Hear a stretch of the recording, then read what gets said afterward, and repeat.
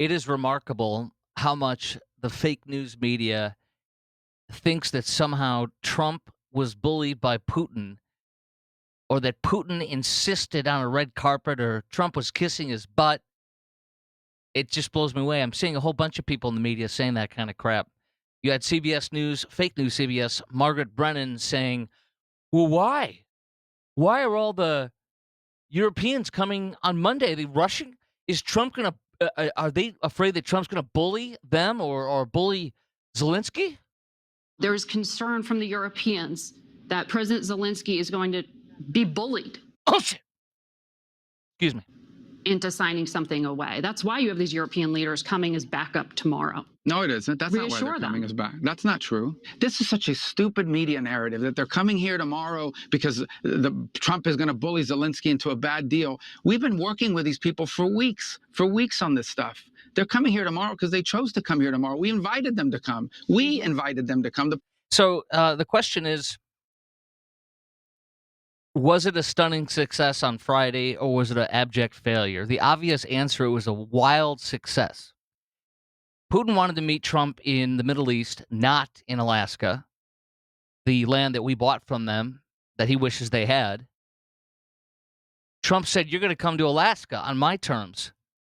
Trump rolled out the red carpet because if you want somebody to do something, you want to bring them to the table, you treat them with respect. If you treat them like crap, they're not going to come. And if they do come and you treat them like crap, they're not going to negotiate with you. This is obvious.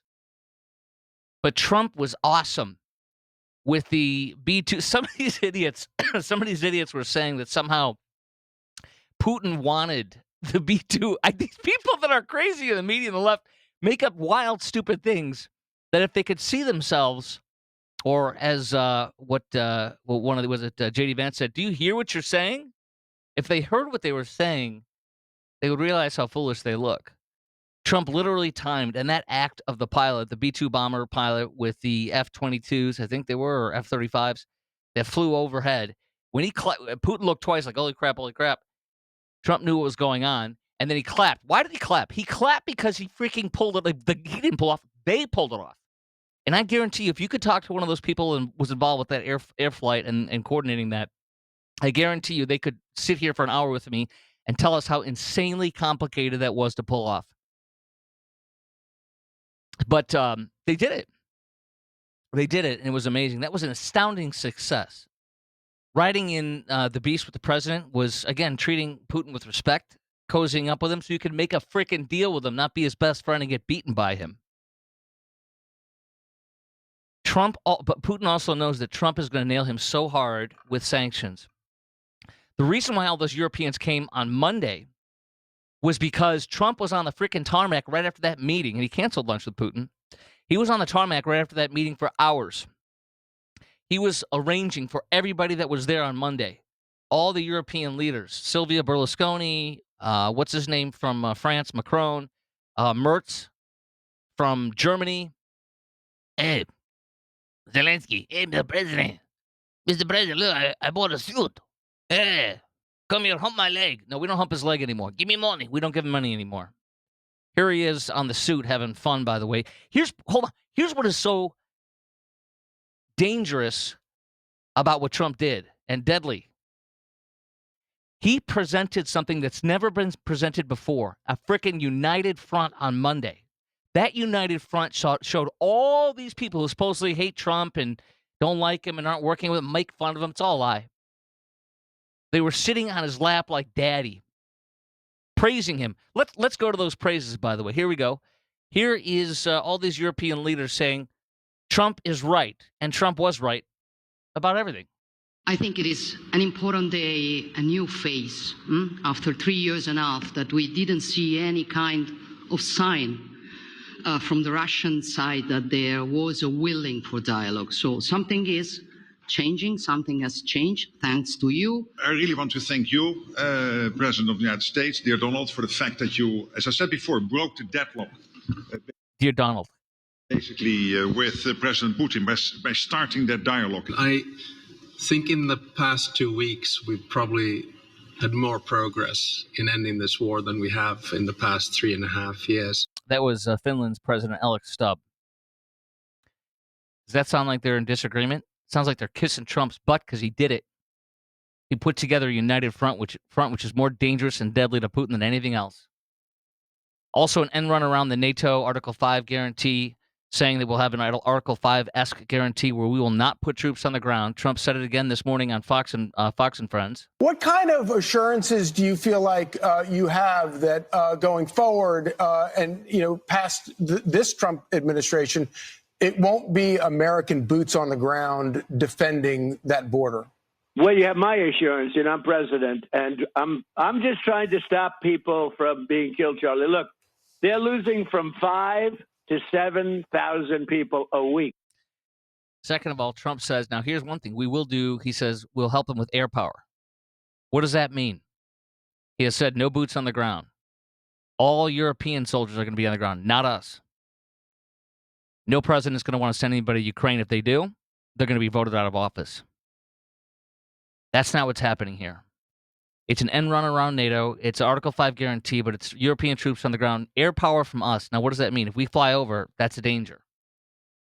I'm hoping what he means is we'll train and let them use our air power. Or we'll do air power, but not in the theater. I don't know what that means. We'll have to find out. But I like everything I'm hearing. The next step is, as you know, that Zelensky and Putin are going to meet. That's the one thing that could go haywire. And that's not up to Trump. That's not Trump's fault if it goes haywire. That's something that Putin just agreed to. And by the way, they're ripping on Trump for calling Putin before the meeting and in the middle of the meeting, peeling away, not with the European leaders in the room, including Zelensky, saying that somehow he was bowing to Putin. These fools. Where is it? I got it in here somewhere. But it doesn't matter. It does not matter because that's not what happened. What happened was he was keeping Putin in the loop, and Putin did say, yes, I'll meet with Zelensky within 2 weeks.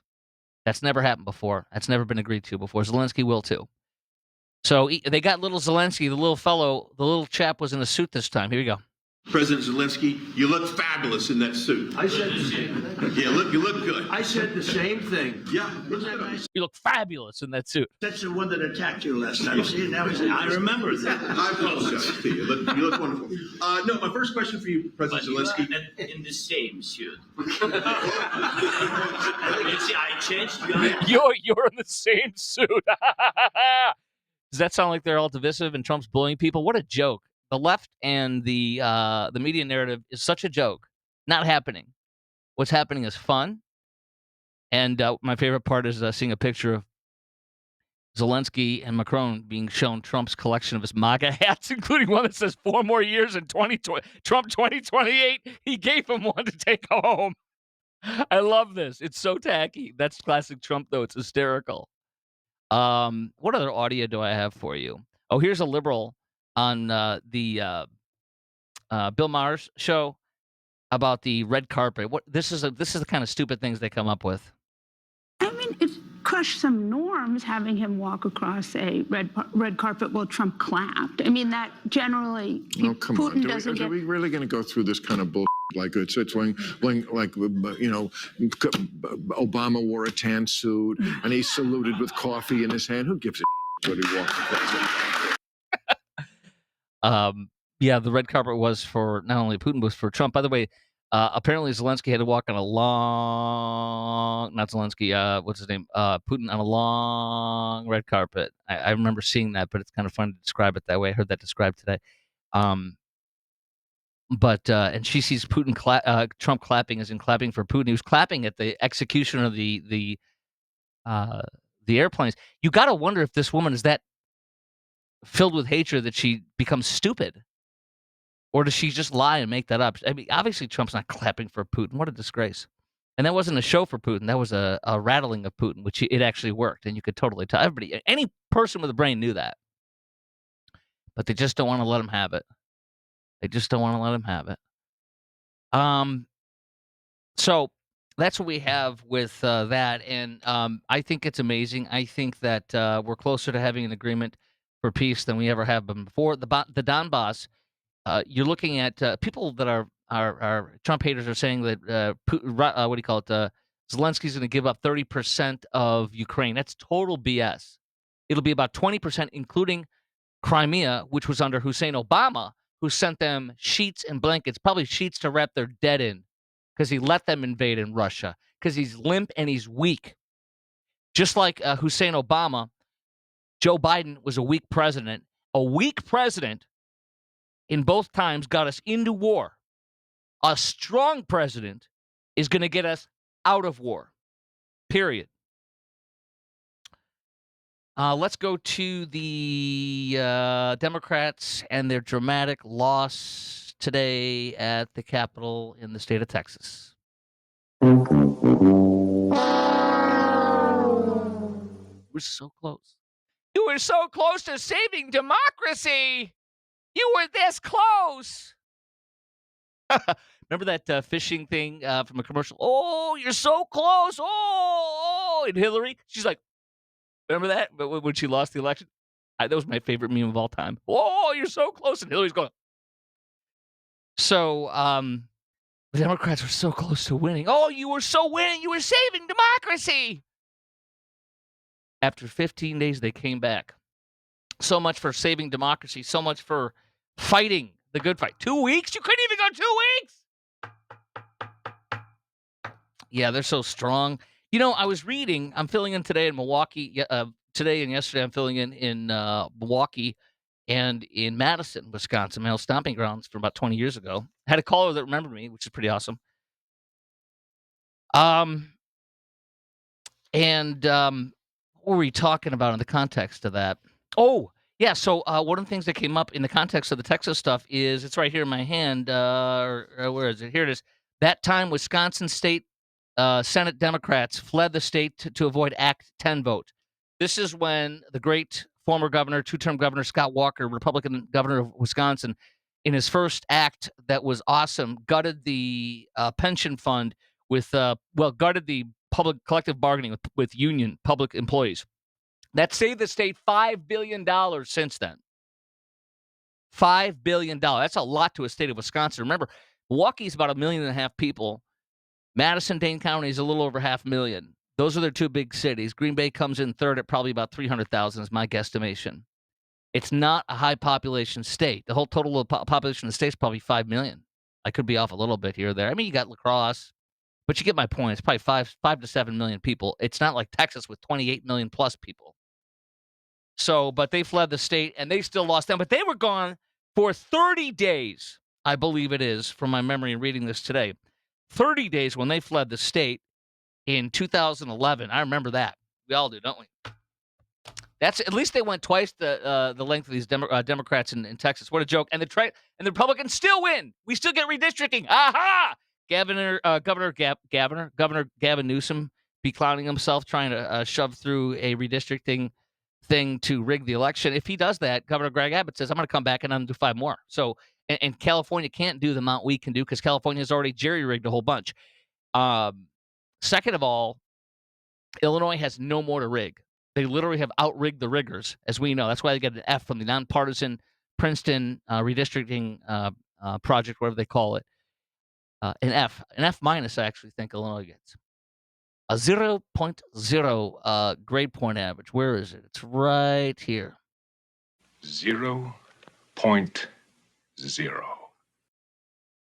So, but my favorite little part, though, is this clown, this woman, what is her name? Nicole Collier. What I love is that when you act like a child, you're going to get treated like a child. What does that mean? The Democrats that came back now, which is all of them, including Gene Wu, that fool who runs the Democrat Party for Texas, at least in the Senate, or is it the House? He's in the House, I believe. Anyway,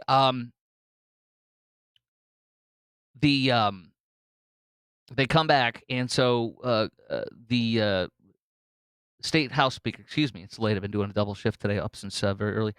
The state House Speaker Dustin Burrows, he said you guys have to walk around with escorts, DPS troopers or sergeant at arms people, because they're assigned to you. Because wherever you go, you're going to be followed, respectively, but you're going to be followed because we can't trust you to flee again. And so, if they want to leave the premises of the Capitol or the House floor, they have to be followed by a DPS agent, which is exactly what they get. You want to play like a child, you're going to be treated like a child. So one of them, this Collier, is like, I don't want to have a police officer following me around. I'm not a child. Yes, you are. So she is sleeping, living on the house floor for 24 hours. All right, let me see you in 2 weeks, sister. Let's see you in 4 weeks. Let's see what you got. I think it's great. I think it's funny. Oh, by the way, cackling Kamala. Hold on. I can do better than that. That's better. Cackling Kamala called in, and I think I don't know if I retweeted it yet. I have it here on my feed. It's very embarrassing. And she's like, "Oh, I'm so proud of you." And the Collier is like, "Ah, ah." She's like melting because somebody that's like actually a name, even though she's a horrible name, horrible reputation, is calling her. Like, and she's on speaker. Like, and then she has somebody filming her on speaker. Oh my God, it's the failed woman who can't win an election. She has to be given elections. All right, hasta mañana. Lots more tomorrow. I'm gonna get some sleep.